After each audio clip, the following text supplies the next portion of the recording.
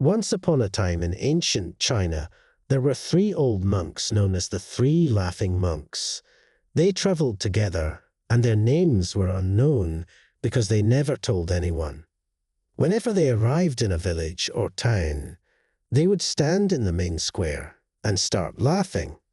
Slowly, everyone around them would start laughing too, until the whole village joined in.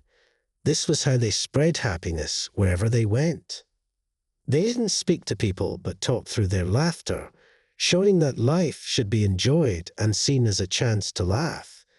They traveled across China for many years, beloved by all who met them.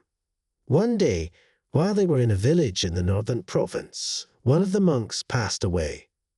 The villagers expected the remaining two monks to be sad and mourn, but instead, they laughed even harder. People were puzzled and asked why they weren't sad. For the first time, the monks spoke and explained that their friend had made a bet with them that he would die first. He had even left a testament saying not to change his clothes because he had never let the world's dirt touch him.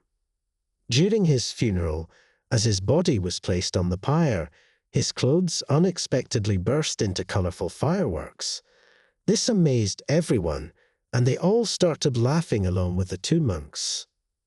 The story teaches us that perhaps the reason we are here is to find joy and laughter in life.